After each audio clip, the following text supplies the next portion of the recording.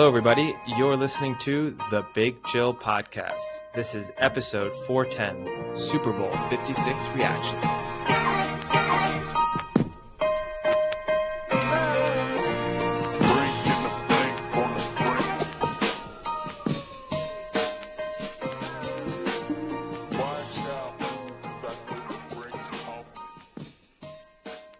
Hello, Big Chillians. Welcome back to the Big Chill Podcast. I'm Frank, joined as always with Eddie, who looks quite refreshed for his 4-day Super Bowl binge. Yeah, no, I'm feeling all right now. I think there was a real moment of tiredness on Saturday. Was tough. I think I was pretty low energy on Saturday. And there were some pretty devastating nights out. I think Thursday night, we were out until around 6 or 7. And then Friday, we were out till 8:30. And then obviously the Super Bowl until This is AM, right? This Not is AM, PM. yeah. And then Super Bowl Sunday out until 4. So it was 5. So yeah, it was a pretty long weekend, but enjoyable but long. Couldn't do it every week, that's for sure. Yeah, so I guess let's get right to it. How do you rate this Super Bowl overall? I thought it was a pretty bad Super Bowl. I think it falls agree. into the category where people are reacting like it was a good game because it was a close game. Yeah. And I think it's a mistake that people make a lot. But it was a poorly played game. I think it was a poorly coached game. I think it was a poorly officiated game.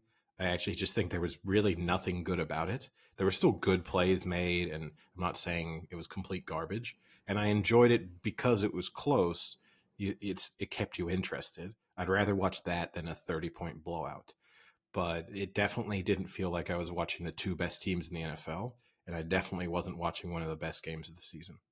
Yeah, I completely agree. It was fun because it was close. But overall, I mean, you had a few really nice plays. The Jamar Chase catch over Jalen Ramsey was really nice. Kind of just seeing Kupp just take over the game on that last drive was fun to watch. But it was missing a lot of high quality, spectacular plays or just overall great performances. You know, like Stafford was okay. He was Stafford. You know, he had some nice throws, but then he also had some terrible throws. Stafford was good in the first half.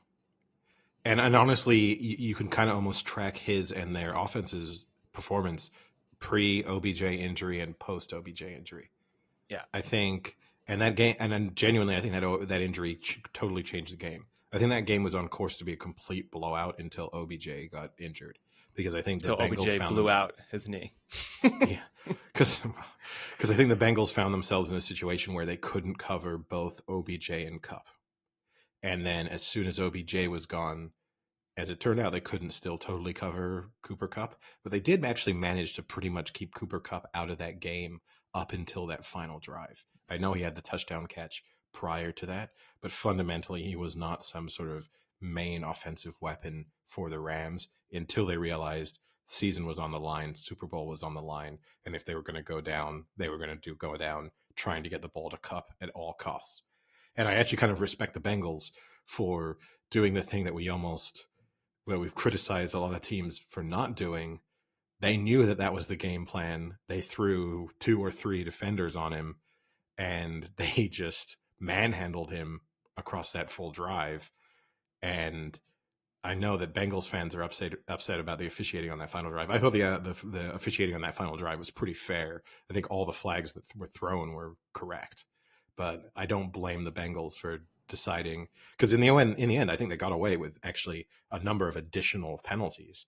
Because there's a moment where you think, if we hold him or interfere with him on every single play, they're not going to call all of them. So, okay, we get called on one, but we can just keep doing it, and maybe that's going to lead to a turnover or to them pressure building on Stafford. Yeah, I guess since you brought it up, we can kind of discuss that and get it out of the way with the officiating. So the officiating looked like it was erring on the side of lenient. They were going to let them play. kind of get grabby, hands, whatever, and that's fine. I don't mind that at all. What bothered me, well, one, the worst, I guess, non-call was the Jalen Ramsey offensive pass interference face mask ripping by T. Higgins. That kind of you say worst non-call. I think that's one of the worst non-calls I may have ever seen. Yeah, I don't disagree. I don't know. What's interesting is the official came out and said that he recognized that the hand was at the face mask, but that he didn't like twist or turn it or something, which is just a bogus argument. If he had just said, I'd missed it, sorry, I didn't have a good viewpoint, I didn't see it, I was watching the catch, I didn't see the hand on the face, I missed it, I'm okay with that. What I'm not okay with is that there's 4 other people on the field that are also looking at that play and didn't see it.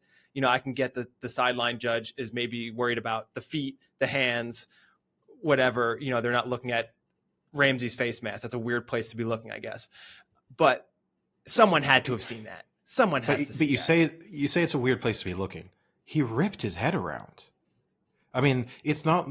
There are face masks that are sometimes very easy to miss. You know, sometimes they show the replay, and then you'll hear the crowd suddenly react because a face mask has been missed. But when you haven't really seen a major tug, or it's kind of in a melee of players, it's kind of difficult to notice it sometimes.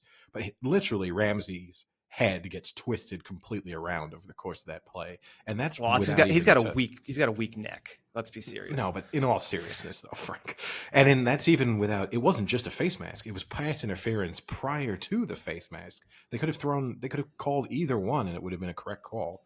But I actually think the thing that ended up not leading to the call in some respects, it was so egregious that Jalen Ramsey barely reacts. I know he didn't react at all. Because he just thinks this is an obvious call. Like, I've been thrown to the ground, including by my face mask. Of course, a flag is going to come out, and this play is coming back. And then all of a sudden, it was like, no, this play hasn't come back. They've just scored a 75-yard touchdown.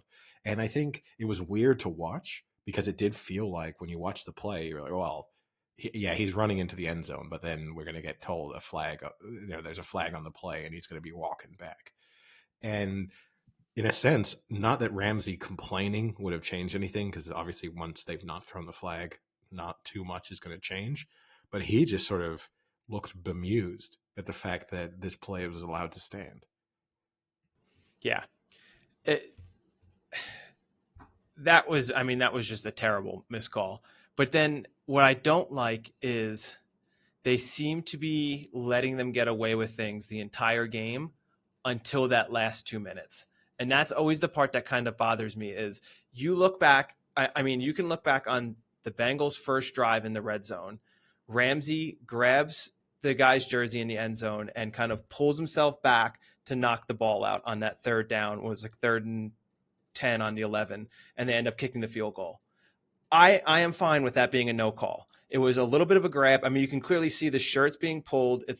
It's been called a hold many times in the regular season. They don't want to call it. That's fine. But then the play was almost identical on Kupp, where he has his arm around him, kind of pulls him a little, pulls himself back in and knocks the ball. And if you're not going to call that in the first quarter, you shouldn't call it in the fourth quarter just because it's the fourth quarter and it's an important drive. Because equally, that first drive could have been important. That's what bothers me is the inconsistency. It's like baseball, right? If you know the strike zone, you know the strike zone. I disagree with you because I think fundamentally the Bengals left them with no choice because the Bengals were committing penalties on every play. So I think the difference is the idea of let them play. You can maybe do for a play. You can say, hey, there was a slight hold there on that, but fundamentally, this isn't soccer. Fouls don't add up. But they do. If you don't think fouls don't add up, in that you don't think, for example, for starters, before the game they talk to officials and say, hey, you need to watch out for this. The fouls add up over the course of a season, and fouls add up over the course of a game. So if you don't think I agree with that, if you don't think Cooper Kupp, if you don't think Cooper Kupp is finishing a drive and saying, hey, watch this, look, I'm being held on every play. Like, I can't, you got to be kidding me here. And you're talking about one of the best wide receivers in the league going to an official and saying that. Of course it's going to add up. And I think over the course of the sequence of plays over that, they might have said to themselves, our approach here is to let them play, but we can't allow them to win this game by just committing penalty after penalty after penalty because we've decided to let them play. And on every single play down the stretch there, the Bengals were committing a defensive penalty almost every time directly on Kupp, including on one time when they tried to knock his head off on the back of the end zone. So I think fundamentally the Bengals can't complain. They called that. I don't think there was that's not my point. My point is it was every play. But I think literally every single play. I mean, I don't know if I agree with. I mean, I didn't see the video or the statistics to see every play Kupp's being held. I don't mean I mean down the stretch, Frank. Not every play over the course. Look, they threw 3 flags on that drive alone. So I mean that was 3 out of the 12 plays they're throwing flags, and all of those flags only came in the end when the field was compressed. So you're actually talking about 3 out of 5. But the Bengals were just, and again, I don't blame them. They were doing what we asked teams to do, which was don't allow the one player they're throwing to be the player who beat you. I think the thing you have to then criticize them for is they allowed Cooper Kupp to still be the player that beat them. I think that's the thing that would frustrate me as a Bengals fan is if you're going to do all of that, keep doing it. Don't suddenly allow him to get open and in single coverage on a simple out route. I think that's the criticism I would have. Well, that also then brings in the Eli Apple criticism. So he burnt Eli Apple on that play, and that was the second touchdown that Eli Apple was burnt on. The first one, he got so play faked. He almost dove into the back, into the offensive side there, and then realized he was supposed to be covering Kupp, who was wide open 7 yards in the end zone. But I don't know if you saw Eli Apple over the past few weeks has been taking shots at both the Giants, the Saints, because they let him go, as well as the Chiefs because they beat them. And after this game, he was just getting it from everyone. Not only did players from the Giants kind of tweet at him, the Saints tweeted at him, Mecole Hardman and Tyreek Hill both tweeted at him, but you even had the Baltimore Ravens.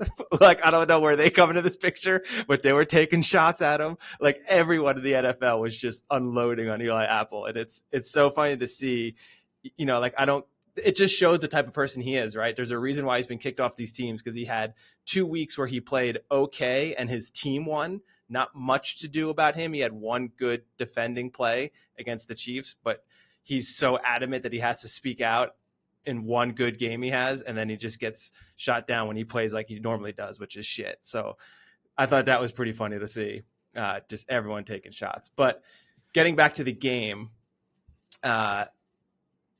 did you think Kupp was the MVP? I will say in the moment, no. And then post game, I thought Donald was going to get it, because I thought fundamentally that Donald had made. I know he only had 3 sacks, but in addition to those sacks, he had the crucial tackle on the 3rd down where he grabs the running back and he prevents him from what looked like he was going to get the 1st down, and then on the 4th down, the game-ending play, it's him getting pressure on Burrow.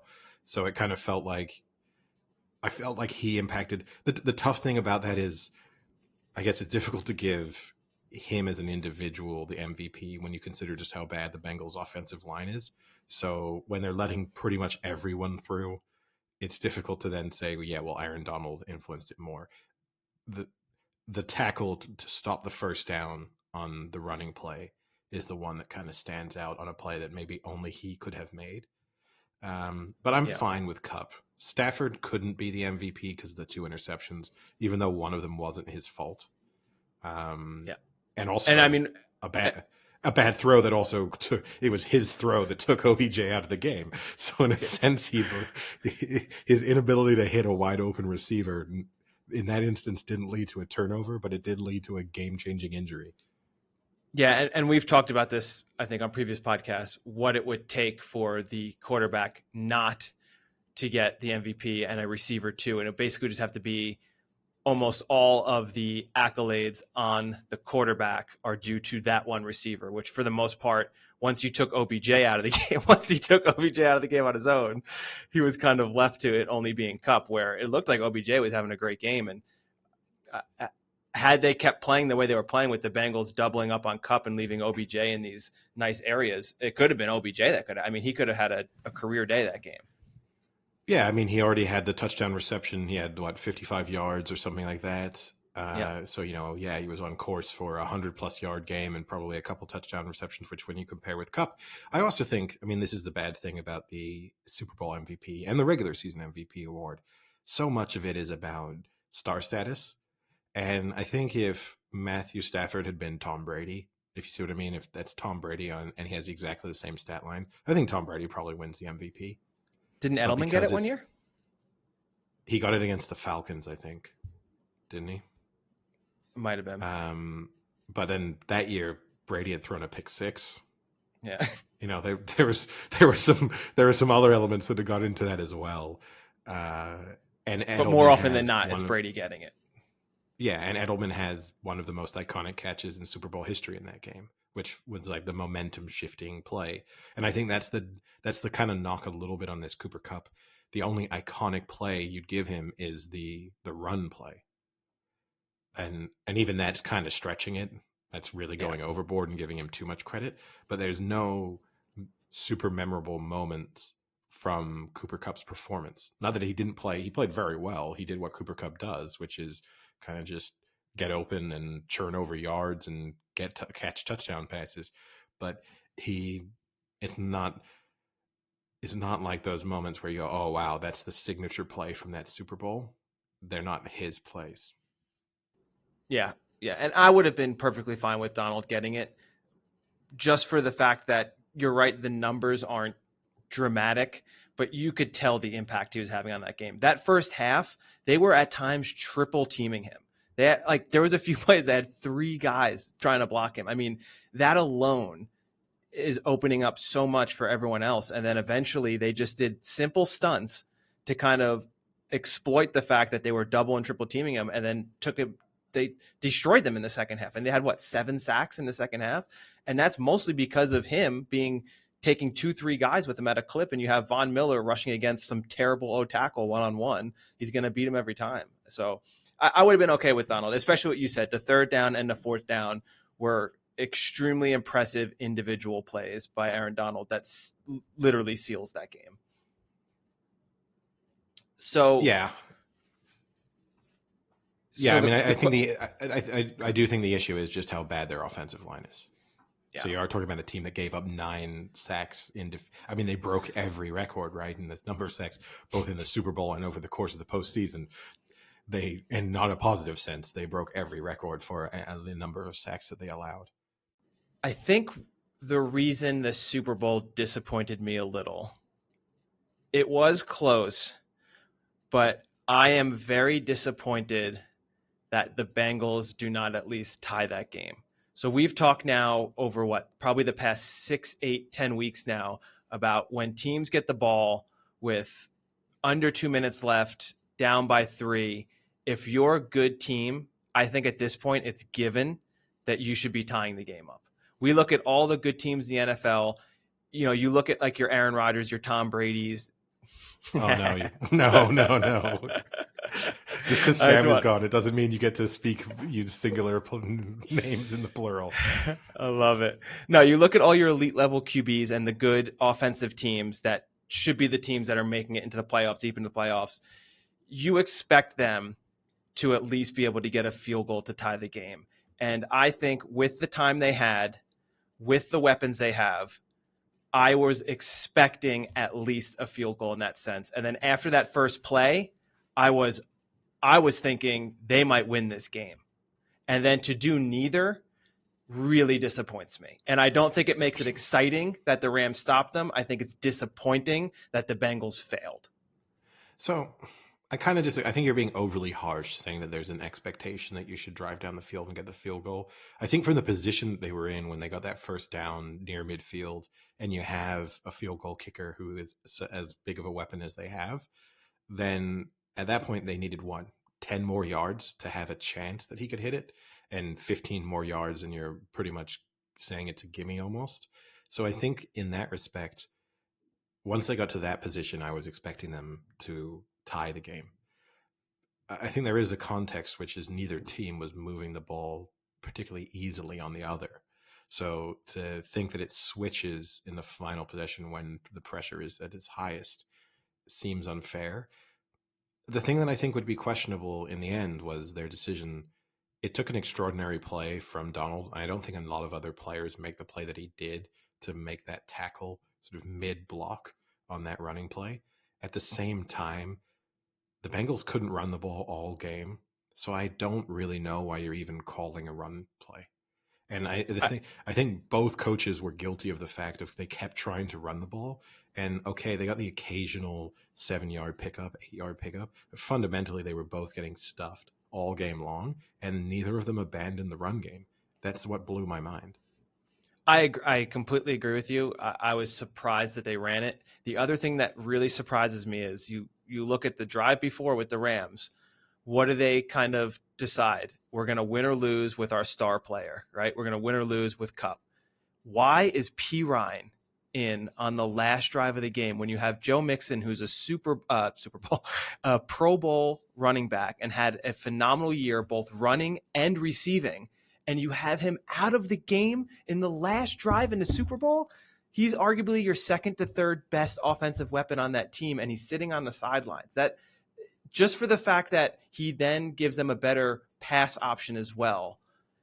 That to me is stupid. The other thing, again, getting back to it, they didn't once run any quick screens to Chase. They didn't do any end arounds to Chase. I mean, these are things like get the best guys the ball when you need something. Like you look at Deebo Samuel and the Niners when they needed a big running play.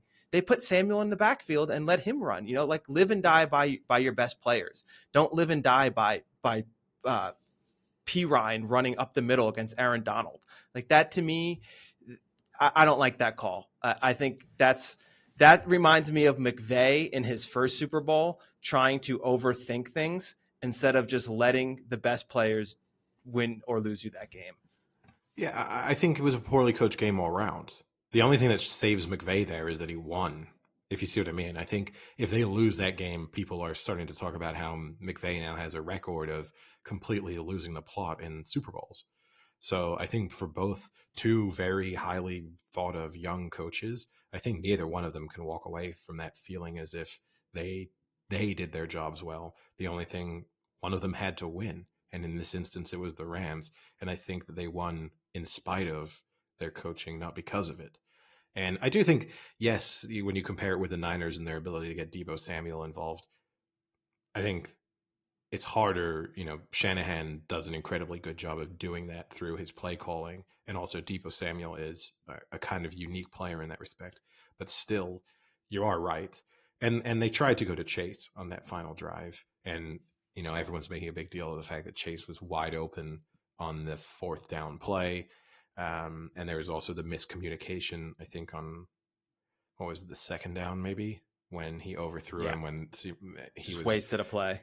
Yeah, he thought he was going. Burrow went deep, whereas Chase pulled up.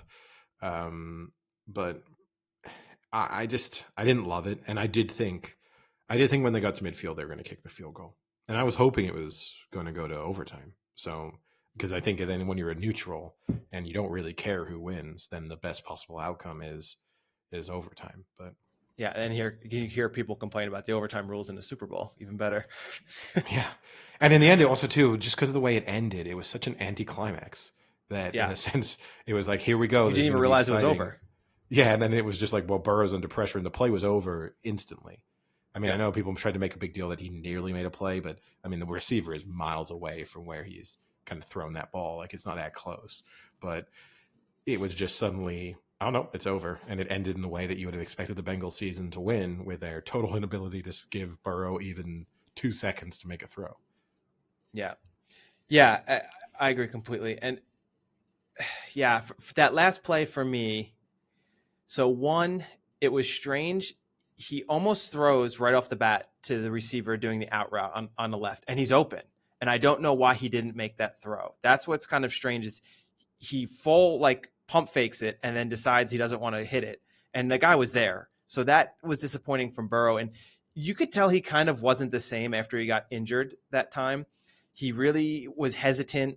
He wasn't trying to like zip the throws in like he normally does. And maybe that was on his mind. He didn't think he could put in the velocity to make that far of an out route, maybe. But you're right. The play with that last play with Chase, he is wide open and he burns Ramsey. But like that's the Niners, that's the Rams defense, right? Like, wow, that's great. He was wide open, but the Rams have such a good up front that they don't give him the time to make those throws. So there was a lot of plays, well, I'm sure, where someone was deep and wide open, had blown back to cornerback, but it's hard to do that when you have a great line that's constantly pressuring Burrow. So I think that's an unfair thing to say that, oh, he was open, because yeah, I'm sure there was so many plays like that, but they're, Miller, Donald, Floyd, they were all over him all game. Like they stopped that from happening. That's what makes their defense good. You plug up those holes. You're 100% right. I mean, if they sent the house, which you also have to give them credit for, because I think some defenses would have decided, hey, let's not risk losing the game on this play, which in a sense you do run that risk that, yes, if their pass coverage suddenly, if their offensive line suddenly works for, a play, and then you get Jamar Chase blowing by Ramsey and all of a sudden it's a touchdown, then you get criticized for, why did you send so many players? Why didn't you have extra men in coverage? So, it's a double-edged sword, but yeah, you can't, you're going to be able to find people wide open. If you could tell every NFL quarterback that if he'd had half a second more or a second more, someone was wide open, I think you could do it on almost every play in the NFL. It's just the kind of nature of the game. So, and you might even be able to say that Ramsey instantly saw, there's a possibility he might have instantly saw that Burrow was in trouble. So you might have a defensive back who's almost stopping because he knows that at this moment in time, there's no way that the player who's running by him is going to be involved in the play. So it's a difficult one to assess. But I thought, it was a bad game. It feels weird that the Rams are Super Bowl. I think the big story of that playoffs is there's just so many teams who have been knocked out along the way who will look at that and think, we should have been there and we would have beaten them.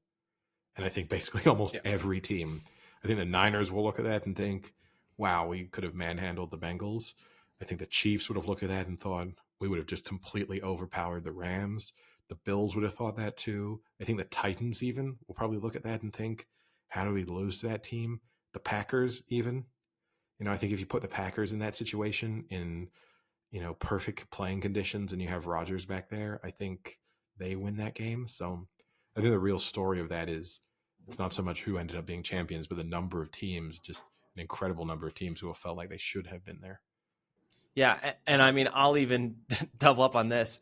If I'm the Bengals, I am very disappointed we didn't win this game, because you look back on this game and I think they're going to think, damn, we had so many opportunities. They did not play very well. OBJ went down. Stafford threw 2 interceptions. We had a +2 on the turnover margin. We had shut down their run game. How the hell do we lose this game? Because if we play them again next time, maybe they put up 30 points that game or 35 points. We held them to 23 points and we lost that game. I think even as a Bengals player, you have to be disappointed, because that is about as good as you could have gotten it to win the Super Bowl. It's not going to be that easy ever again. No, and I think I agree with you even more, because I think if they're being in the kind of cold light of day and they're being realistic about how they even got there, they would say, we rode our luck throughout the playoffs. Then you can even point to, in addition to everything that you just said, you also have the freak no call on a 75-yard touchdown go your favor. You have that in as well. You kind of had everything go as well as it could have done for you over the past 5 weeks, and you're probably never going to get that again. And I think it's a tough loss, because you always do have to think, when teams lose in the Super Bowl, will they be back? Will they have as good of a chance? I mean, they need to overhaul their team to improve in so many areas to have any chance of getting back. I mean, I saw for example, they're not even favorites to win their division next year. The Ravens are favorite to win the division with bookmakers. So you've got a situation where you have a team that just lost in the Super Bowl, might not even make the playoffs the following year, and that's without any regression. That's just the fact that they're in that tough division and they're probably not that good. And yeah, it's got to be a tough one. I mean, I really looked at, and they lost the games for the reasons we thought they would lose their games, in the inability to protect Burrow, and also they were not a very good team. You know, I kind of said going into the game, their ability to settle for 3 points. And it's not like they settled in that game, but they didn't punch it in and get touchdowns in moments they needed to get touchdowns. And you're just not going to win games with these field goals. So, and also, I mean, there's one other point we've overlooked: the fluky missed extra point, which ended up being crucial.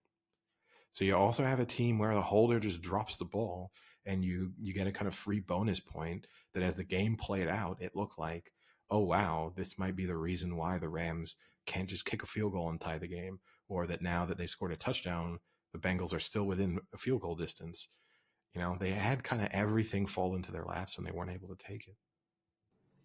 Yeah, and at that point, that had actually won me a nice prop bet for over 2.5 players to throw a pass, because that counted as an incomplete pass by Heckler. But Oh, doubling down on what you said, the Bengals even got more lucky because even their trick play worked for a touchdown, right? When Mixon threw the little halfback option pass. I mean, everything was working at that point. You know, versus Cooper Kupp, if you want to knock him, yeah, he missed a wide open Stafford, wide open.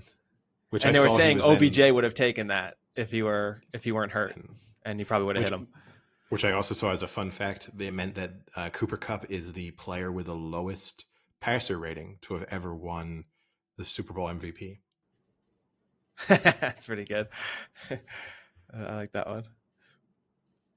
All right, so I want to finish up the Super Bowl talk by going through some, I guess, controversial topics I want your opinion on. If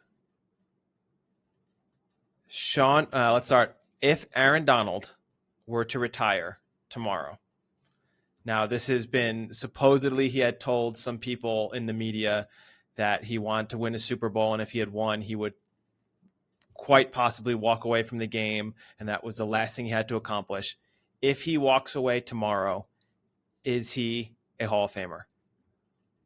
So I think there's two answers to that question. Do I think he will be? Yes. Do I think he should be? No.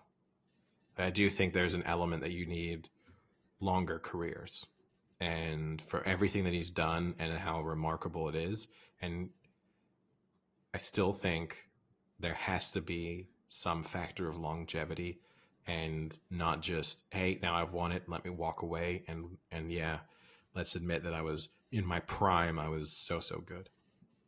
I think I have to disagree with you on that one, for the fact that I also thought he hadn't been around, but he actually has been around for, I want to say, 8 years he's been in the league. Because what, he's 30, right? He's been in the league for 8 years. And let me read off his stats. He is 8 years, 8-time Pro Bowler, 7-time first team All Pro, 3-time Defensive Player of the Year, Deacon Jones Award, 2010 All Decade Team, All Rookie Team, and now a Super Bowl champion. I mean, the 7-time first team All Pro is pretty hard to say that isn't deserving. I would say the majority of people in the Hall of Fame are 5 or less first time All Pro. I find defensive players are so much harder to assess because there's so many moments. You know, Aaron Donald has achieved a level of star status, which in part is because of how dominant he is. But he's achieved such a level of star status as a defensive player that is unusual.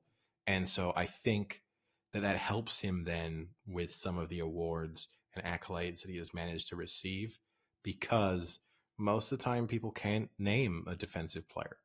You know, I think the average NFL fan, if you really went up to them and said, hey, tell me any defensive player from the team you support, I think you'd get blank stares. And so the fact that Aaron Donald, now this might be the counter to my argument, the fact that Aaron Donald as a defensive player has managed to make himself virtually a household name, at least within NFL fandom, is both a testament to how good he's been, but also it may have meant that he has achieved certain things that his play alone would not have done if he were not as famous as he is, if you see what I mean.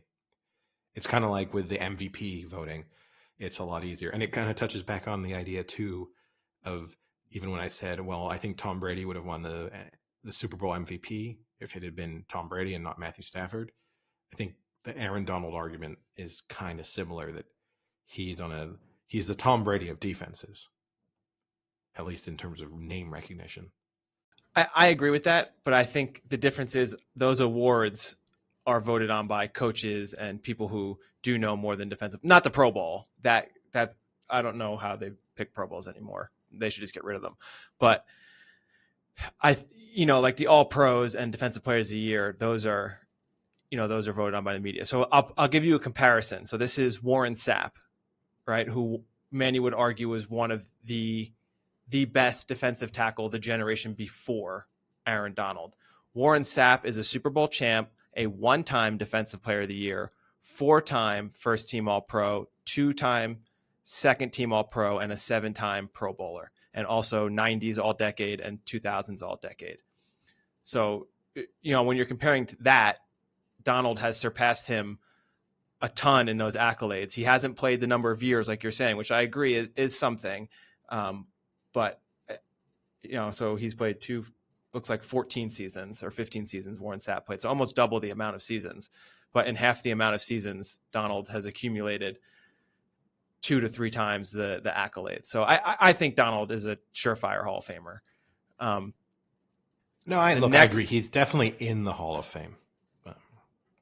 All right, so let's get a little trickier now. The next one, the one that's been debated the most. I'm going to say no. If you're going to ask me about Matthew Stafford, no. Matthew Stafford, is he a Hall of Famer now? So I think 100% he should not be. Because otherwise what they're basically saying is, in the modern era of quarterbacks, because statistically, any quarterback in the modern era is just going to rack up incredible stat lines compared with people in the past. And I think we still haven't managed to adjust to that when you see players consistent, the numbers that you will hit. If you're just an NFL quarterback for 15 seasons, you're going to blow anyone out of the water who played pre, 2005. Basically what they're saying is, if you play in the modern era and you win a Super Bowl, you're a Hall of Fame quarterback. And that's going to be a tough one over time.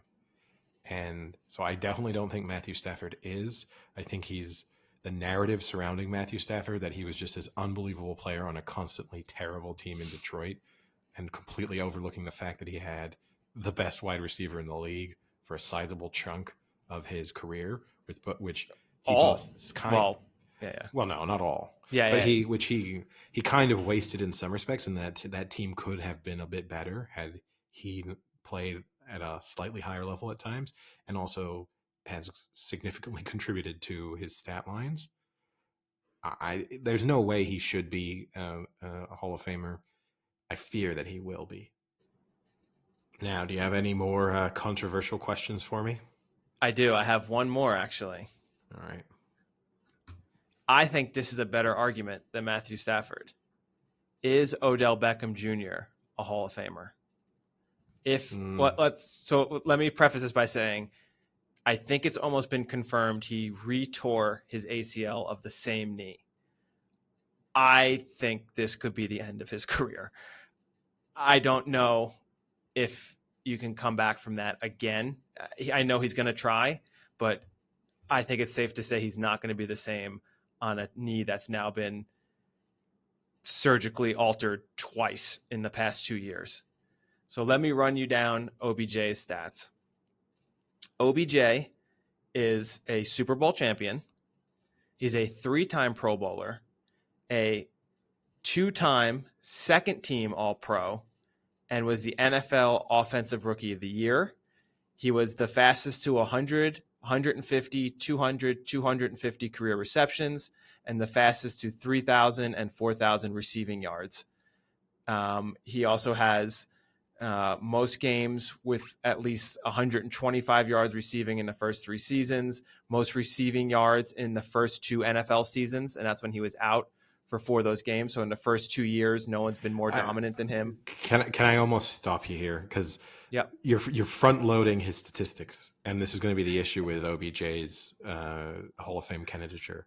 Like if he had been able to maintain the pace he had in the initial season of the Giants, then of course he's a Hall of Famer. But kind of running through his accolades of he was the fastest at this, he was the most of this in the first 2 or 3 year period. Who cares?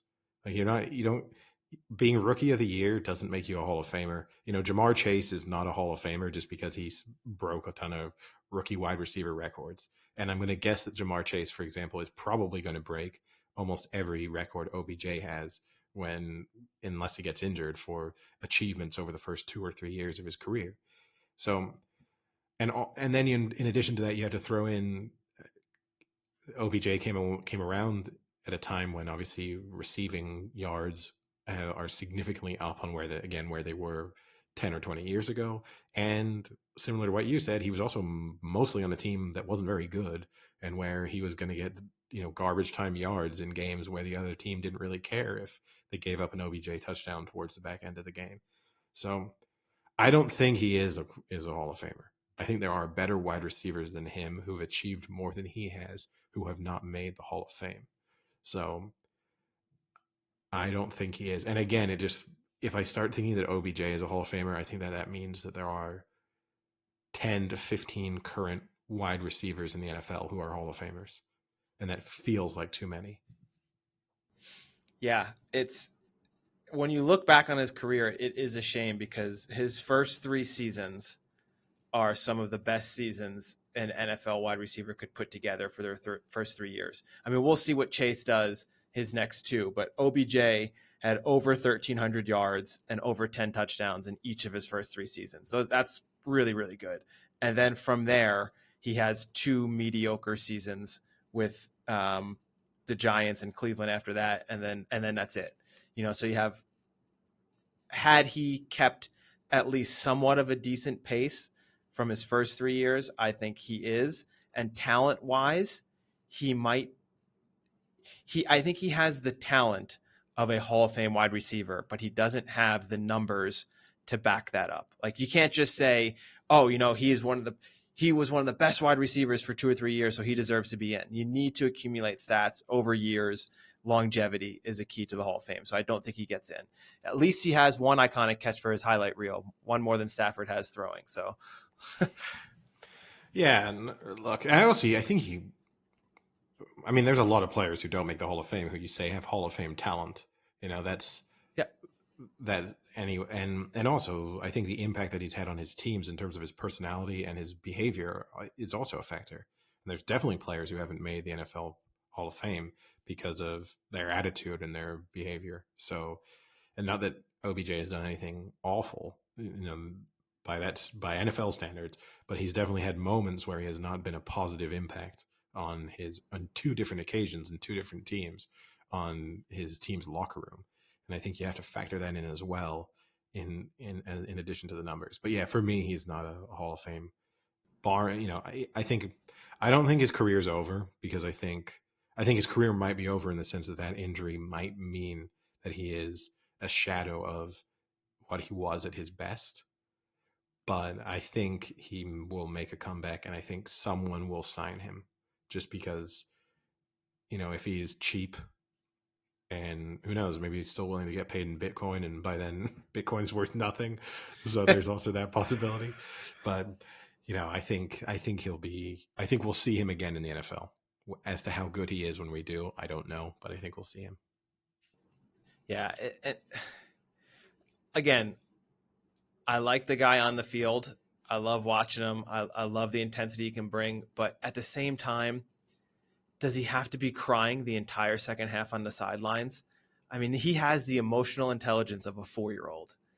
How is no one it's gotten to a point where I honestly don't understand how no one in his camp has sat him down and kind of said, like, maybe you need to see someone to develop the emotional side of your career because it is ruining your career. He looked like a 4-year-old kid on the sideline with the towel over his head, like half in tears the entire game. We get it. You're hurt. Root your team on and root for a win. So at least you can be a Super Bowl champion. You don't have to cry the entire time. Well, I'm not going to shame anyone for being in touch with their emotions quite like you are, Frank. I do think that you have a But there's a decision to difference make there. between being in touch I, with your emotions and being over the I top. think I think the decision you have to make is maybe if you're an emotional wreck and you're really struggling, go to the locker room. If you're really in a dark place, which I could understand if you're trying to process the thought that, you know, I'm sure he's sitting on the sidelines at that moment thinking, I may have been on course to having a historically great Super Bowl. I may have been on course to be a Super Bowl MVP and to really prove everyone who has doubted me over the last 2 or 3 years wrong. And also then processing this injury might be the end of my career. And so there is a lot of that he has to deal with in that moment. So I can understand why it could be overwhelming. But I do think, yeah, there's an argument to be made there that if you are struggling that much, go to the sidelines. There's another argument to be made of how real were the feelings versus how performative was the idea of him being distraught and wanting to be on camera still as the sad crying person versus if he had just been sitting there getting on with watching the game. Does he get as much camera time? So I think that those are my only doubts, but overall it didn't bother me as much as it bothered you. Well, it's just I'm used to it from the Giants, just seeing him be an emotional roller coaster on the sidelines every game. But I mean, from his standpoint, barring the severity of the injury, when he went out in that game, that was a win-win situation for him. Because one, he goes out, and now if they lost that game, he can come out and say, look how good I was doing. I was carrying that team at the time. Had I not gone out, we win that Super Bowl. They win that game. He says, look, I had a great game and we still won the Super Bowl. Obviously the injury I supersedes no, all of I mean, that.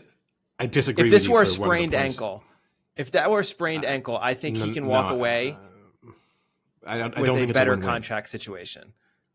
I don't think it's a win-win because I mean, I think he's MVP of that Super Bowl if he doesn't go out. So you can't say it's a win-win because it's almost certain that he would have had a better stat line than Cooper Kupp based on the way he'd started that game and also based on the performances he'd had over the course of this postseason. I mean, he was the MVP of the game against the Niners.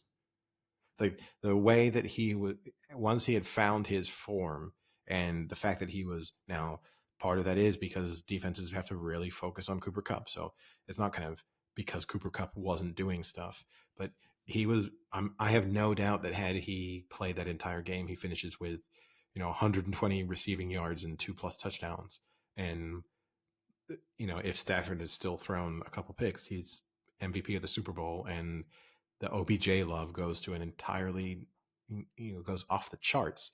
I'm sure he feels like it robbed him of really being able to, stick it to everyone who's doubted him. And the kind of massive chip on his shoulder that he seems to carry at all times, feeling as if people dislike him and have doubted him, even though I think he spent most of his career being massively hyped and with people saying how much they love the way he plays and what he does. But yeah, I mean, and kind of a slightly bad look for the Cleveland Browns, ultimately. You know, Yeah, Baker Mayfield does not look good in any of this. Who is not in any commercials. I think Baker Mayfield's commercial career is done. I Oh, think. but maybe his acting career is just beginning. Well, I mean, I think his NFL career is in some respects in a little bit of doubt because I don't know if he'll be a starting quarterback next season anywhere. So, Baker Mayfield probably has bigger things to worry about than whether or not he's in a commercial next season. But I definitely think we've probably reached the end. We've probably reached Baker Mayfield's saturation. And until he comes out and does something that justifies the idea of him being the star of multiple commercials every day, I think we're probably not seeing too much of him. So I guess speaking about commercials, whether I know this year you were able to watch the commercials, were there any that stood out? Well, so I would say no. I don't think the commercials were all that great for the most part. I mean, I know the one that everyone is talking about is the Coinbase commercial. Certainly watching it, I was confused. I think in the bar, we thought that there's something had gone wrong with the TV, and like the QR code for the bar's menu was flashing across the screen. So, That's pretty good. um, so I think that was definitely the general consensus at the moment. I don't like the Coinbase commercial. I know that it was successful enough. I know their website crashed. I know that they'll claim that it was a massive success. I think that Super Bowl commercials are about coming up with something funny and entertaining, and spending $10 million to have a QR code bounce across like a screensaver is not funny or entertaining. So they kind of missed the point of what a Super Bowl commercial is supposed to achieve, which is that, yes, they'll probably talk about it in the future because of the fact that it crashed their website, but I don't think it's not quotable and entertaining, and that's what people are watching the commercials for. Yeah, to me there weren't that many good standout ones. The thing I struggle with is the choice of celebrities sometimes confuses me because I don't, maybe their fame just doesn't recognize with me enough. So for instance, which one was it? I think it was T-Mobile maybe with Dolly Parton. Is Dolly Parton that famous? Like, are people seeing Yeah, that and be like, "Oh my God, it's Dolly Dolly Parton"? But do they care? Dolly Parton. I think Dolly Parton's actually a really good choice for a Super Bowl ad. I would disagree with you because I think she has. I think almost everyone. I think you can have a 20-year-old to an 80-year-old is going to recognize Dolly Parton. Whereas you run the risk that you have someone who's super popular with people aged 15 to 25, and everyone older thinks, I have no idea who that is. So I actually think Yeah. Dolly Parton's universally loved in the sense that she's managed to develop a career where she's not annoyed anyone at any point, and she's both loved by, for example, feminists and she won't call herself a feminist, so the non-feminist movement still likes her, even though her kind of career embodies a lot of feminist ideals. So feminists like her. She's kind of managed to straddle a number of fences over the course of her career. I think Dolly Parton's a pretty good choice. What did you think of the Michelob Ultra with Steve Buscemi and Peyton Manning and Serena Williams? I thought it was all right. And actually, what's this, Yeah, the golfer? Oh boy, uh, not the asshole, the one who hates him. Brooks Koepka. Kepka, there we go. Just blanked on Kepka's name. He was also in it as well, or they had like two or three of them. Yeah, I mean, I didn't have too many standout. Then there was what was the commercial with Tommy Lee Larry Jones David and no? Oh, that was the Tommy Lee Jones one was a Toyota commercial with Tommy Lee Jones, Leslie Jones, Rashida Jones, and Nick Jones. Nick Jonas. I thought that was the point of the joke. Yeah, Wasn't it one of the Jonas Brothers? I know. I think so. I was just kind of making the joke as well. Oh well, yeah, but for people who haven't seen the commercial, they'll go, "Who's Nick Jones?" But you picked up on it. Well, yeah, because I saw the commercial. That one confused me because I did not. You said Leslie Jones. Yeah, I didn't know who that was either. So I was kind of like, I get that the joke here is that they all have the last name Jones, and her face looked vaguely familiar, but it felt as if she was in a commercial based on the fame of the other two at the moment when she was in a commercial that she probably her fame did not warrant, and it was just the fact that she had the last name Jones where she was sneaking in there. That was at least my kind of external impression. So I guess the ones that were getting the most recognition was the Chevy commercial with the Sopranos. People loved that one. The I new hated that. generation. What a sellout! You would hate that because you're anti-American. But what a sellout for one of the greatest shows in television history to just now have your theme song and two of your actors appearing in a Super Bowl commercial shilling cars. You know, like I just, I mean, at some moment, I get that actually those two people probably need the money. I mean, I'm sure they're doing very well for themselves. Well, David Chase did the commercial too. The creator of Sopranos did the commercial. David Chase. Well, I mean, but just how And that even annoys me even more because David Chase, someone who's supposed to have sort of embraced the art of television and, won't tell us what the ending of The Sopranos really means, but he will instead make a Sopranos commercial for the Super Bowl to sell a car. I mean, I would have preferred, if they had spent 5, 10, $20 million, given most of that to David Chase and had a 15-second commercial where he just said what the ending of The Sopranos meant. And I would have been like, much better. That just shows you What a that follow-up. David Chase will do anything for money. Yeah. What about the other ones people were talking about? We actually already discussed the Amazon one with Scarlett Johansson and her husband. We discussed that last one. What about the Hellman's one, copying off of the old school Terry Tate commercials, office linebacker? Yeah, I mean that just what bothered a cop me because out. it was just it just seemed like a complete. Just bring back Terry Tate. You just stolen the idea. That seemed I get his name is Mayo. I get it, but it's not that great. And the other part that sucks about that is Jared Mayo. People know, but he's not that high of a name. It's not like Luke Kuechly, right? If Kuechly were a ketchup or something, that might be a little better. I don't know if Kuechly is even the better. He's not Peyton Manning. I don't think Luke Kuechly still has household name recognition. But yeah, it's not like you're selling Manning's mayonnaise and when Peyton Manning turns up and does something, everyone goes, I get it because his last name's Manning. I do agree with you. I think most people will have watched that commercial and thought it was a fictional like linebacker character. Yeah, and they've just named him Mayo. The only good part about that is when he hits Pete Davidson and he says he's got a hittable face and Pete Davidson agrees. That was actually, I enjoyed that. But yeah, otherwise you had Arnold Schwarzenegger on, I think that was like one of the Chevy electric car commercials. That was okay. You had Dr. Evil come back. You had the Cable Guy come back. I'm trying to think if there are any other. Cable Guy was a rough one because Jim Carrey looked really weird. Couldn't work out whether they were trying to. I couldn't work out whether they were trying to make him look younger, and in the process, it made him look older. It was very strange. Yeah. Yep. Larry David on the FTX commercial. Yeah, that was fine. That was okay. I don't think there were any. I don't think there were any iconic commercials. I'd say that. No. In some ways, Coinbase is the only one that will kind of be iconic, and I think will be iconic for the wrong reasons. And there's always ones that disappoint too, right? Like the Paul Rudd and Seth Rogen one. You thought that one was going to be really funny because it's Paul Rudd and Seth Rogen, and it just really wasn't.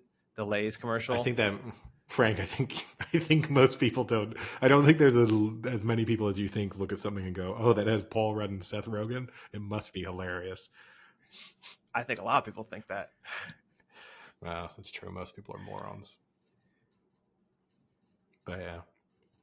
But now, switching a little bit from the commercials, a little bit back to the football, not to discuss the Super Bowl, but I did see that ESPN have already come out with what they're calling their much too early NFL power rankings for next season. Just thought I'd be interested to, who do you think is ranked number one in their power rankings for the 2022 season? Either the Chiefs or the Bills.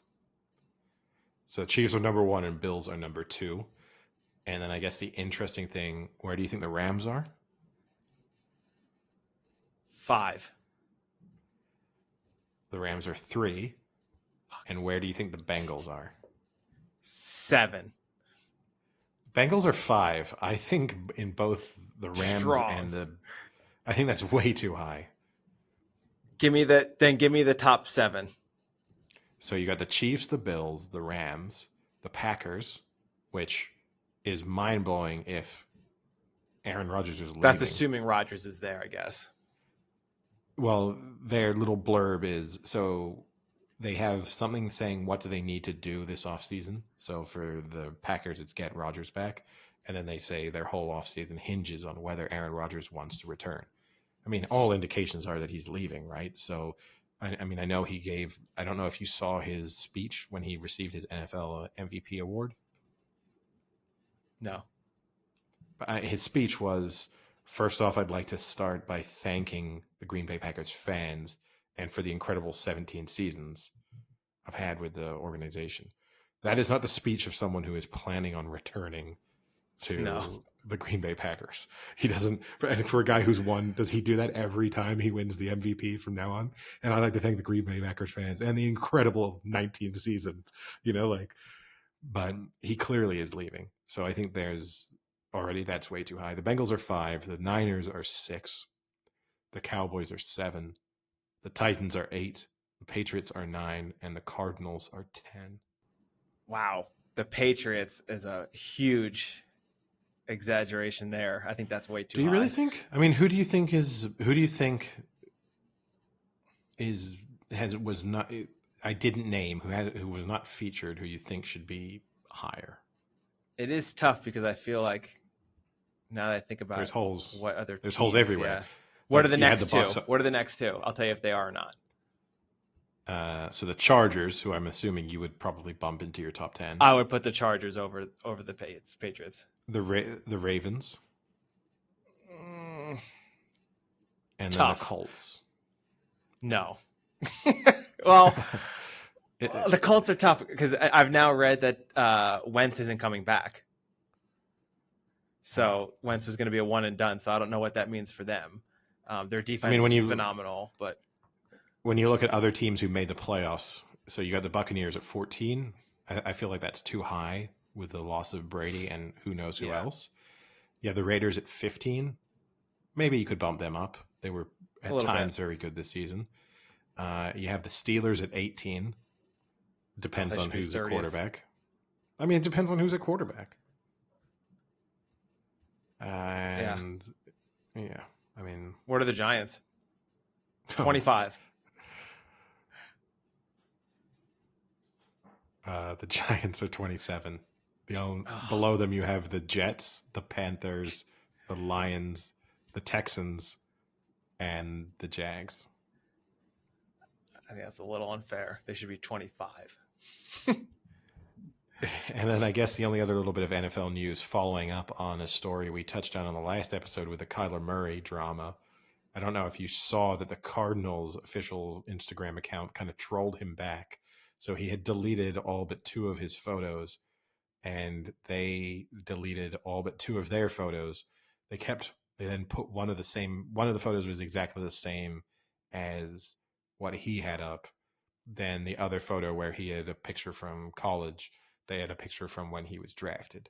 I thought that was an interesting move. They've since kind of put all of their content back. Because I went to look, as soon as I read that, I went to look and it had already been changed. But also following up on that, there was the report released by Chris Mortensen of ESPN, where I'm just going to read the whole thing because it's not super long for those who hadn't heard it. He said that the Cardinals have their own concerns about Murray, with sources describing the 2019 number 1 overall pick as self-centered, immature, and someone who points the finger. Arizona coach Cliff Kingsbury said that he will be self-scouting where he can provide better alternatives to help Murray, according to sources. Meanwhile, select veterans on the team hope to reach out to Murray on how the 24-year-old can better handle adversity. Despite the acrimony, the Cardinals expect things to calm down and for Murray to be their quarterback of the present and the future. Yeah, I mean, I think the thing that will save them, which is kind of what we touched on in the last episode, I don't know where he goes. And so I think fundamentally, there'll just have to be some hard truths kind of delivered, maybe by both sides. But one of the messages that Kyler Murray's probably going to receive is, where is it you think you're going? And where is it you think you're going that's going to be a playoff team? And I think that's, once that reality sets in, they'll find a solution. Whether that is he signs a nice big contract and everyone says they're happy all of a sudden, who knows? Yeah, and so there was also a part about him feeling like he was the scapegoat of that playoff loss. And I mean, to me, this does show, if this is genuine, it does show some immaturity, because I don't think the Cardinals are scapegoating him for the loss. I think everyone in the world has said he played a terrible game and he is a major reason they lost that game. That's not the Cardinals coming out and saying, hey, look, we would have won that game if it weren't for our quarterback. That's the world saying Murray played a terrible game and they lost, not solely, but majorly because he couldn't perform to the level he normally does. And I think you have to own that. I think being mature is saying, you know what, you're right. I didn't have a great game. I am probably a major reason we lost that game, and I'll make up for it and I'll do better and I'll put in the work in the offseason. I think feeling like you're the scapegoat is a very immature response to that type of performance. Well, also you're the quarterback. If you're gonna live by the sword and die by the sword as the quarterback. You are the one who, when you win, you're gonna look at Matthew Stafford. He's getting all the plaudits coming out of. I mean, Cooper Kupp's getting a ton too, and Donald. But Stafford is getting a ton of praise for his contribution to the Rams winning that Super Bowl.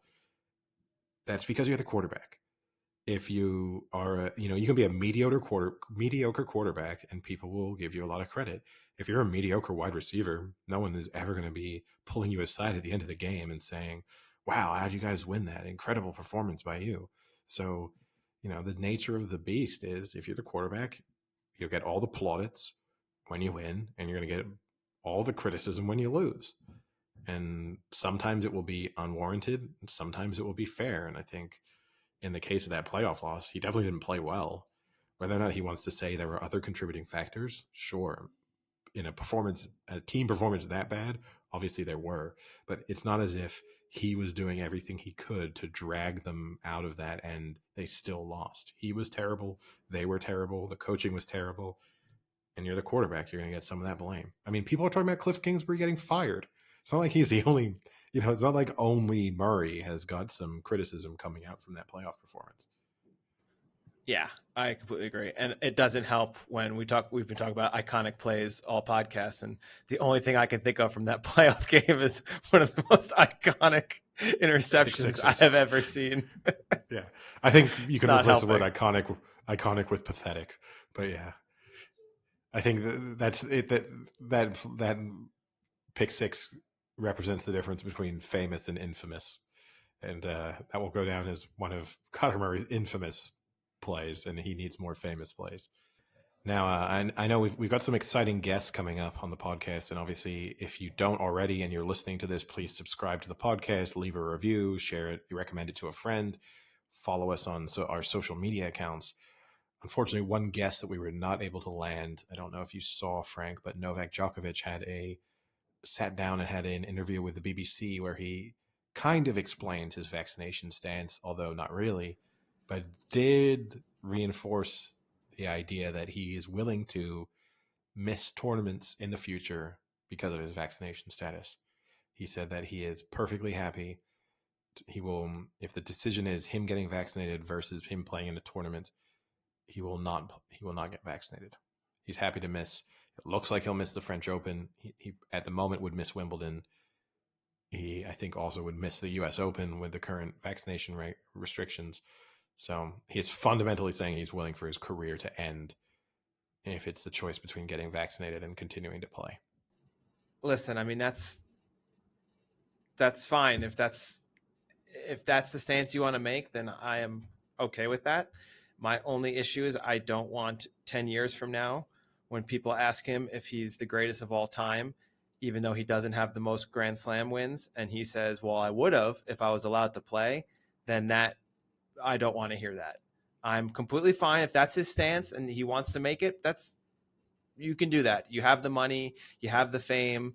It's your choice at the end of the day. That's great. But then don't use that later down the road as evidence that you could have been that much better had you been able to play in those, because you could have, but you're choosing not to. Yeah, I mean, I watched the full interview, or at least whatever was released. Who knows how it didn't appear overly edited, but and it wasn't particularly long. But what I didn't like about it, what frustrated me the most, is he was put in a position where he was told he's a kind of poster child for anti-vaxxers, and he was put in a position to ask whether or not he was comfortable with that.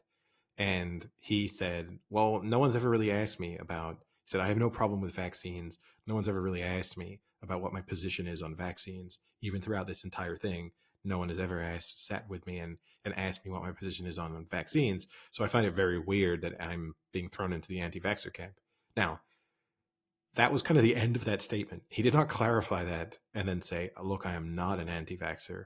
I am just, for whatever reason, not comfortable with this particular vaccine, which I wouldn't have necessarily been okay with, but at least then. But the fact that this is what frustrates me throughout this process. He keeps saying, hey, everyone is saying this about me and they don't know if it's true.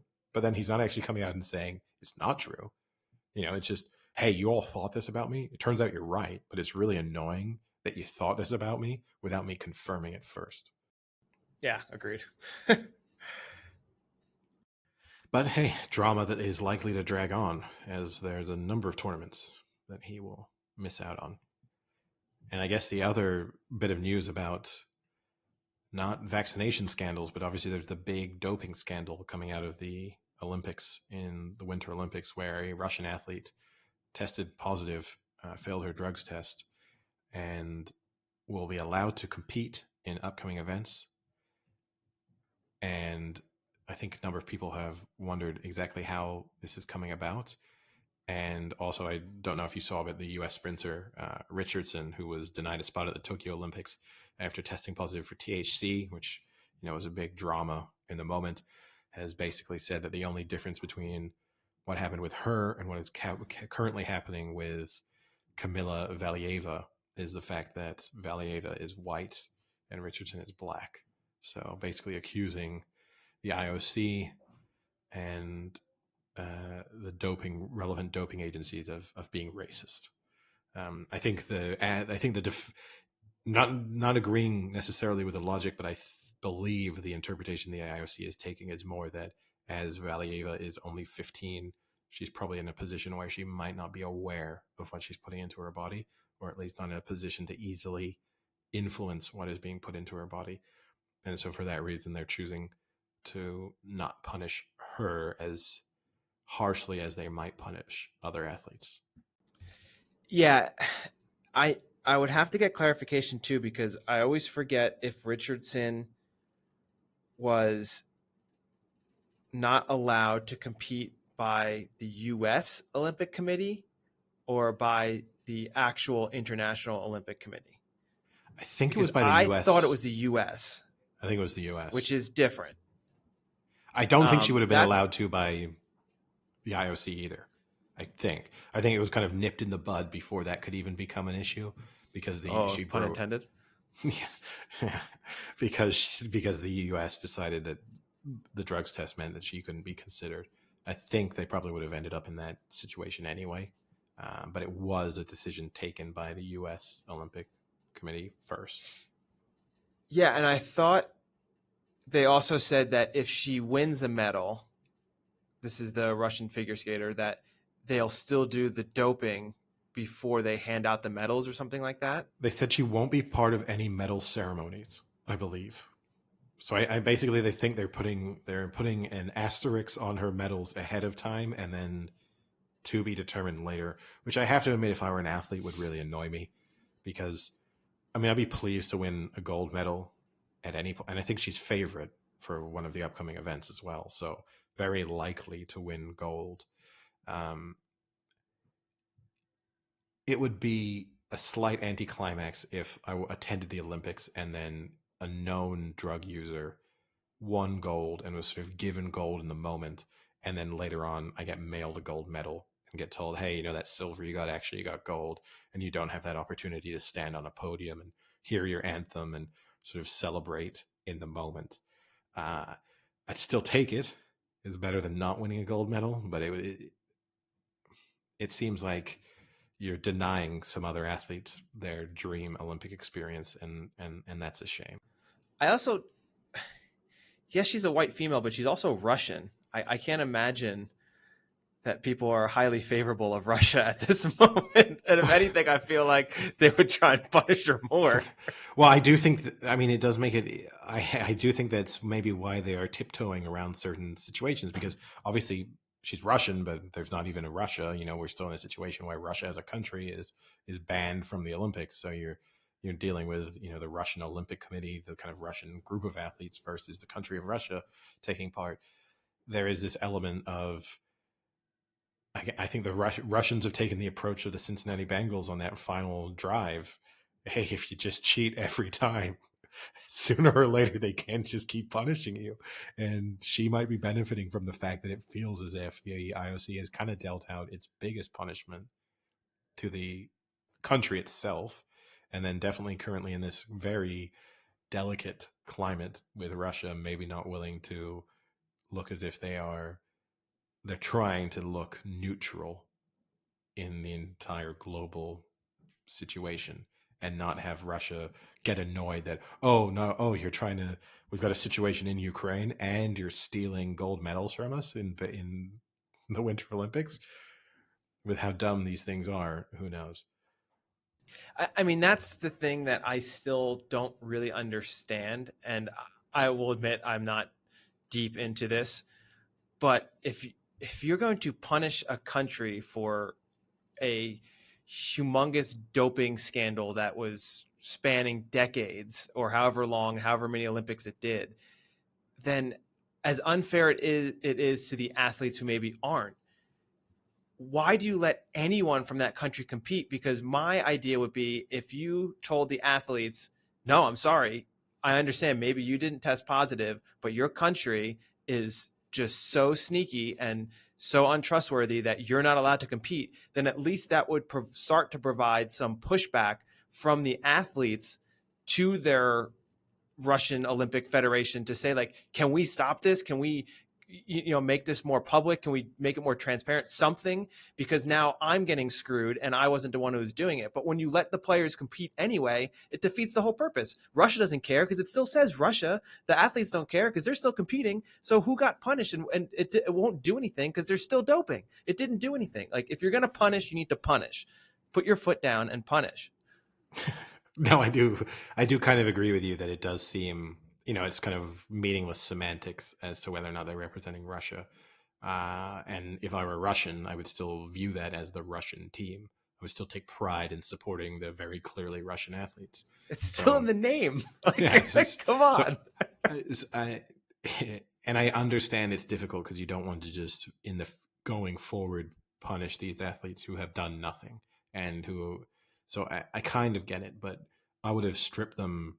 I would have said, look, you get to compete as countryless athletes. There's no Russia in the name. You just get to go as kind of Olympians, of something. We'll just play the Olympic anthem if you win a medal, and, there's no, or you just tell them, hey, look, it's tough, but there's nothing stopping you from switching your allegiances and going and representing a different country. The Olympics is not particularly strict when it comes to the ability to switch from one country to the other. It's not as if it requires, oh, I need to go and live there for 5 years and naturalize in order to suddenly start represent other countries. So that was the alternative, but I don't know. I feel difficult about that. I feel torn a little bit over that particular punishment. It definitely doesn't feel sufficient, and it doesn't seem as if it has solved the problem. So in that sense, the punishment seems totally pointless. Yeah, I agree. It just is meaningless to me. I mean, it's literally still says Russia in the name. And this one in particular, I mean, I don't understand this ruling. Eventually you have to make a stand. I mean, your first punishment clearly didn't work because they're still doping. So you have to do something stronger. Instead, you backtrack even further and still let them compete. It's pathetic. Yeah. No, it does seem pointless. Speaking of Olympics, tomorrow, like we discussed the previous podcast, women's hockey, Canada versus USA for the gold medal. So that will be something I'll be watching Wednesday, and who do you think happily will win? Report back on Thursday. So Canada won the first game they played 4-2, but the U.S. outplayed them for most of the game. They are the underdog right now. I think the U.S. will win. They played a better game. They just couldn't score. I think if they can I know this is the obvious thing, but put the puck in the net more and not just, get get missed opportunities and off the post and things like that. Sam back on the podcast? That feels like the level of analysis Sam would have contributed in the past. If they could just score more than the opposition, I think they'll be okay. Yeah. But I mean, they outshot him by like 20 shots, and you just have those games sometimes where nothing goes in. And I think as long as they don't have another one of those games where no matter what they do, they can't put one in, I think they'll beat them. They're definitely more physical, which is interesting. It should be a good game, though. Looking at the also odds, with that, looking at the odds, Canada are fairly heavy favorites. Yeah. I mean, with that, you also have Champions League coming back this week. So Tuesday and Wednesday, right? Yeah, I mean, the games have literally just kicked off in the first set. So PSG, Real Madrid, and Sporting Man City, and then Champions League and European football is back. So I guess maybe next episode we can dedicate a little bit of time to that, even if a few of the ties will already be at their midway point, but a chance to look ahead at some of the matches that are to come.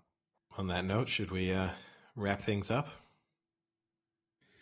Yeah. I'll tell you one thing that we're not going to have either starting or ending the podcast is The Rock coming on and giving his hype up speech, because I don't know why so many people thought that was amazing. I thought that was one of the dumbest things I've ever seen or listened to. That just bothered me so much. And what was with his pants? Why was the waist of his pants like 2 feet long? Did anyone else notice that? No.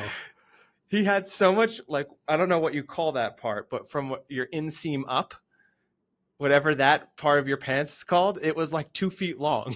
It was very strange. Very weird choice of clothing.